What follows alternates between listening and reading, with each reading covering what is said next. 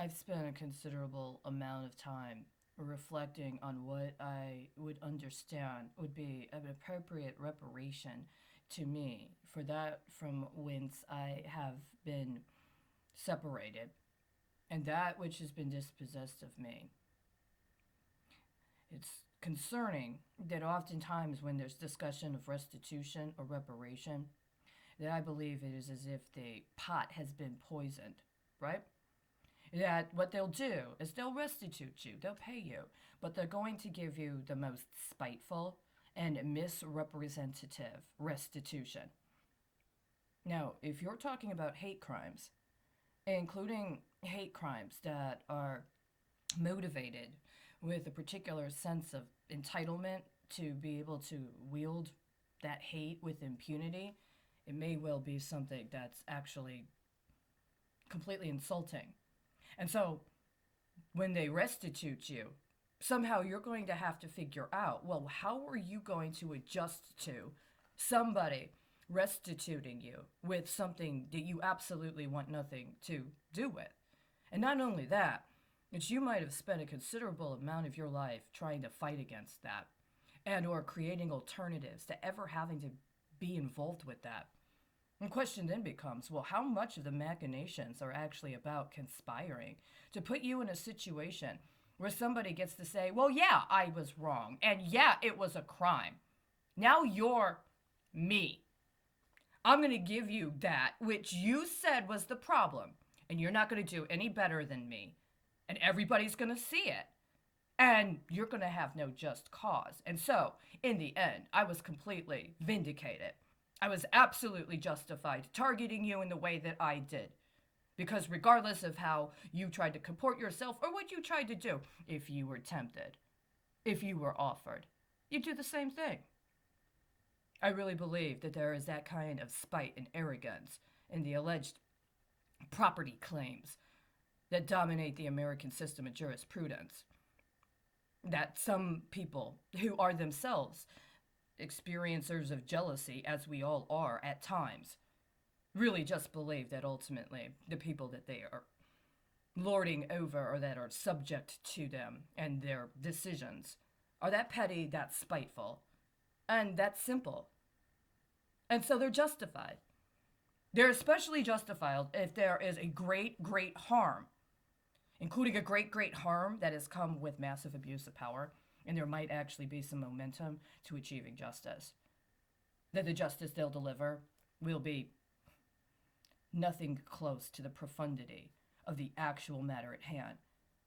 Because they operate from a perspective of people are just as petty, people are just as criminal. And because people are just as petty and just as criminal, really what they want is power. And if they had power, they wouldn't do any better with it than that whom they're attacking. I can't say really how much of this is honestly justified and how much of this is accurate because absolutely nothing that has happened in the last 5 years has been anything close to a reflection of what I knew as reality.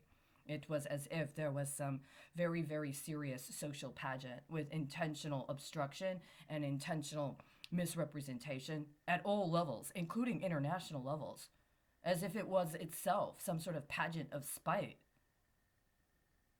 And I've understood that there's a lot of occult binding in this regard. That there's a lot of manipulation of spiritual energy, and somebody allowed for people's faith practices to be nuclear sabotaged. There's somebody literally engaged in nuclear sabotage involving people's actual true faith traditions. And there are some people, including people of faith, that believe that they're justified to do that, including do that to other people. And I know it's a comprehensive situation in that regard. My father worked in logistics of a sort.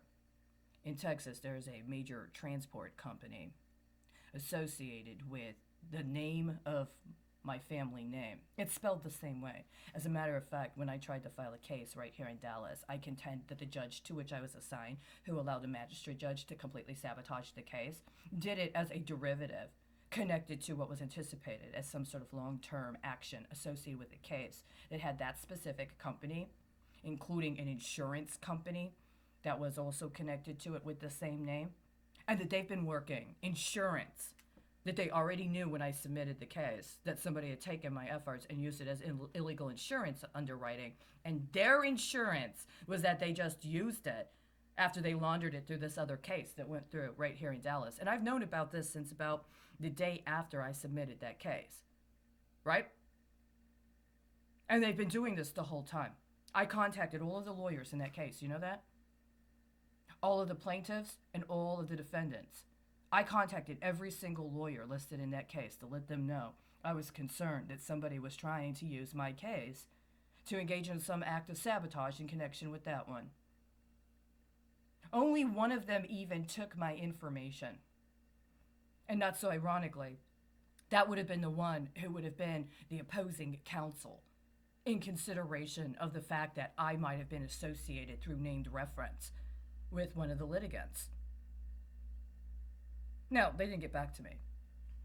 But even under the rules of the court here in Dallas, that would be the least you would do as a lawyer.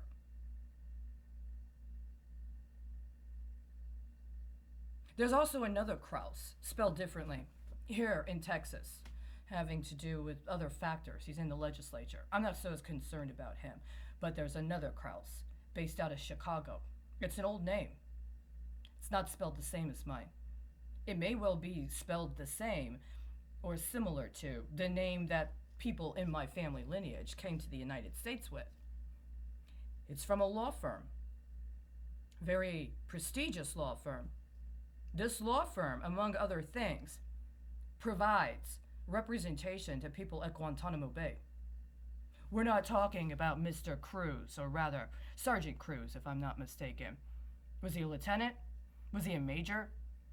Was he a captain? From the Judge Advocate Generals? Representing Jose Padilla? You know that? There was a JAG lawyer named Cruz that represented Jose Padilla. This is part of the story that's been underwriting everything, including my alleged medical treatment. So when they flipped me out to Fort Worth, and then the only advocate I have is named Padilla, and she just refuses to get back to me for years, who do you think the battered wife was? This isn't a ceremony. You're not proving anything. Right here. First, page 45. July 6, 2016, WikiLeaks again contacted Guccifer 2.0 through Twitter's private messaging function, writing, "If you have anything Hillary related, we want it in the next 2 sick days, preferable sick, because the DNC is approaching, and she will solidify Bernie supporters behind her after." Then, page 46. On July 14, 2016, GRU officers used a Guccifer 2.0 email account to send WikiLeaks an email bearing the subject Big Archive and the message A New Attempt. Now, these are very important deadlines, right? Very important times. There's another one that talks about a message on July 18th of 2016, which would be 10 days, 5 years and 10 days from yesterday. There's another one on July 22nd, which would be 5 years and 10 days